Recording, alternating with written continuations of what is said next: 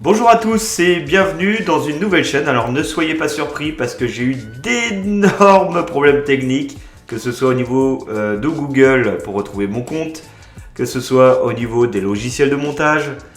Donc voilà pourquoi aujourd'hui vous retrouvez une chaîne qui s'appelle Aurel FC #10. Pour cette première vidéo de cette nouvelle chaîne, pour le coup, c'est pas un sujet très drôle que je vais évoquer. Effectivement, en ce moment, l'Ukraine vit un conflit avec la Russie où les Ukrainiens sont obligés de fuir le pays pour rester en vie. On les soutient bien évidemment. On espère que ce conflit s'arrête au plus vite et que la situation se rétablisse également au plus vite. Je vais vous parler plus particulièrement du sport, qu'il soit à la fois ukrainien ou russe, parce qu'évidemment un conflit armé ça a des conséquences sur le sport et je tenais à l'évoquer dans cette vidéo. Tout d'abord, il faut savoir, pour commencer, il y a bien évidemment plusieurs conséquences à ce conflit armé, notamment on voit les différents sports qu'ils souhaitent évincer les clubs et les joueurs russes de leur discipline. Je pense notamment au football avec la FIFA qui a voulu exclure la Russie de la Coupe du Monde 2022 puisque plusieurs sélections nationales ne voulaient pas jouer contre la sélection russe suite à ce conflit armé. Il y a aussi l'exemple de l'UEFA qui a évincé le Spartak Moscou de l'Europa League. Il y a par contre une exception pour moi, c'est le tennis, puisque les tennismen et women russes peuvent encore exercer dans des compétitions internationales de l'ATP et du WTA. Et il faut préciser par contre que ça ne sera pas par équipe. Donc la Coupe Davis masculine et féminine, on peut oublier pour les Russes. Par contre, pour ce qui est des compétitions individuelles, effectivement, les Russes peuvent y participer. Et je pense que c'est grâce notamment à Medvedev, qui est devenu le numéro 1 mondial, qui a notamment délivré un message. Vous savez, quand on écrit sur une caméra après un match, en écrivant « No war, please ». Donc il y a déjà ce geste, mais aussi le fait qu'il soit numéro 1 mondial. Et je pense effectivement que ça aurait peut-être été mal vu que l'ATP vire tout simplement Medvedev, alors que clairement il n'a rien à voir avec ce conflit. Mais avant de commencer cette vidéo, je tiens à rappeler également que c'est l'arrêt des championnats ukrainiens, que ce soit de football ou autre. Il y a certains sportifs qui s'engagent, que ce soit militairement ou via des messages. Donc on les félicite bien entendu de leur engagement, on les soutient. Et c'est une forme pour moi de soutien également de pouvoir reposter cette vidéo. Allez, générique.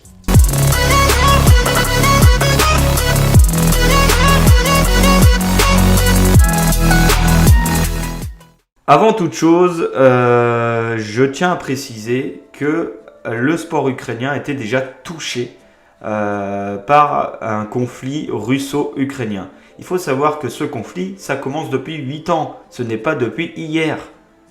Et il y a un club de football, notamment, qui a été impacté, c'est le Shakhtar Donetsk. Il y a 8 ans, la Donbass Arena, qui était le fief du club orange, a dû déménager à cause du conflit. Notamment, ils jouaient leur match à Lviv. Et c'est vrai que c'est compliqué parce que quand tu n'as pas ton stade, donc tu ne génères pas de recettes. Mais le Shakhtar a réussi à s'en sortir grâce à un modèle économique repensé.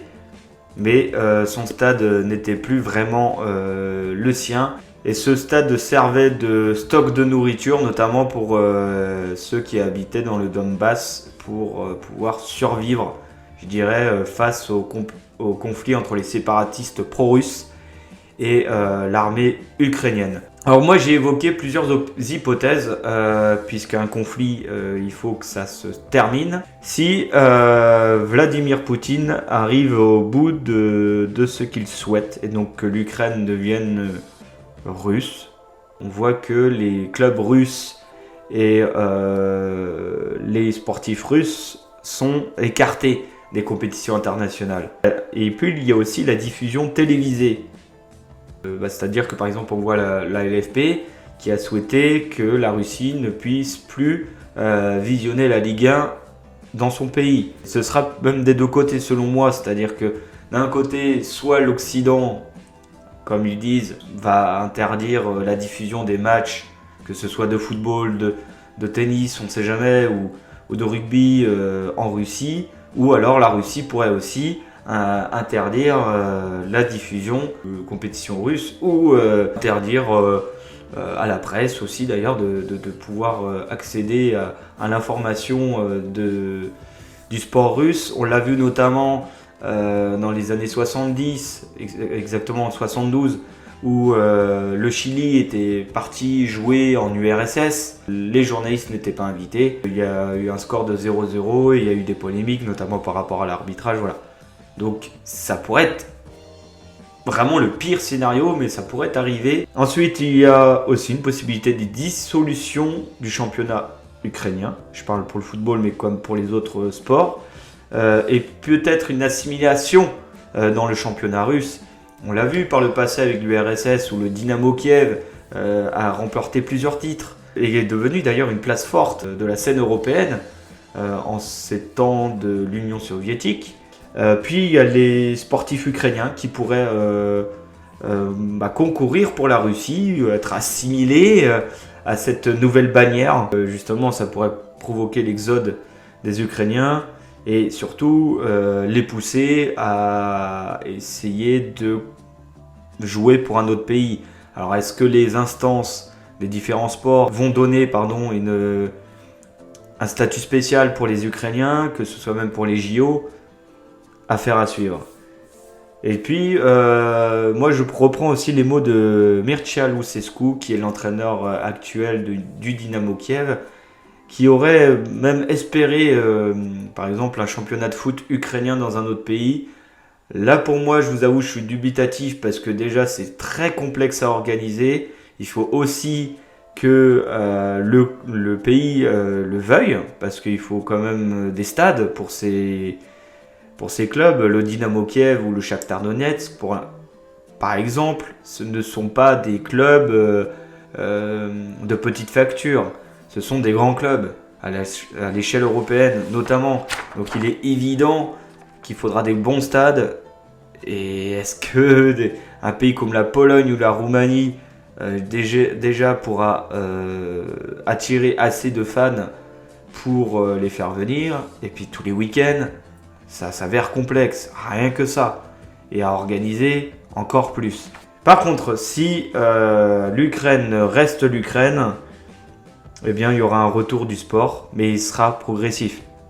Je pense déjà que si le conflit s'arrête assez vite, je pense que le championnat ukrainien va s'en retrouver perturbé. Je ne sais même pas s'ils vont finir la saison, tellement que c'est perturbé.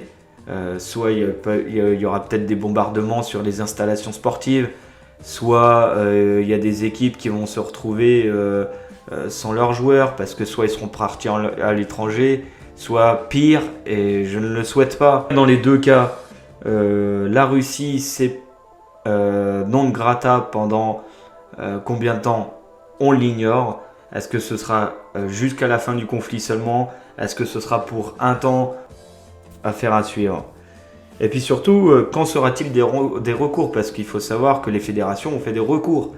Est-ce que, par exemple, le CIO va accepter un recours des fédérations? C'est compliqué. On voit déjà lors des derniers JO, la Russie n'a pas concouru avec son drapeau. Les sportifs ont dû concourir avec une autre bannière. Là encore actuellement avec les Jeux paralympiques, est-ce qu'il y a des Jeux russes qui vont pas vouloir choisir une autre nationalité pour concourir ailleurs? Est-ce qu'il n'y aura pas un statut particulier aussi pour les Russes? Voilà, encore une question à se poser. Et puis quelle diffusion médiatique pour terminer? Est-ce que finalement la Russie pendant un temps, on va plus diffuser les championnats russes. Est-ce que la Russie ne pourra plus accéder aux différents championnats étrangers, que ce soit de la part des pays étrangers, mais aussi de la part de la Russie, pour mener une certaine propagande. Voilà, alors j'ai posé beaucoup de questions dans cette vidéo, c'est inédit, c'est aussi une manière pour moi de vous laisser réfléchir. J'ai pas donné beaucoup d'infos pour la simple et bonne raison que les infos, ce sont surtout des questions que l'on se pose. La situation, elle est compliquée. Tout ce qu'on sait en tout cas, c'est que la Russie est en train d'être évincée de tous les sports et que ça peut durer un temps, même après le conflit. En tout cas, j'espère que vous aimerez cette vidéo, j'espère que vous aurez des réponses à mes questions notamment, ou du moins des théories. C'est important parce qu'il faut en discuter, que ce soit dans différents domaines, la culture, mais aussi le sport. Et c'est pour ça que j'ai réalisé cette vidéo, aussi en soutien aux Ukrainiens qui vivent une situation très difficile. Merci à vous, portez-vous bien et à bientôt pour la prochaine vidéo.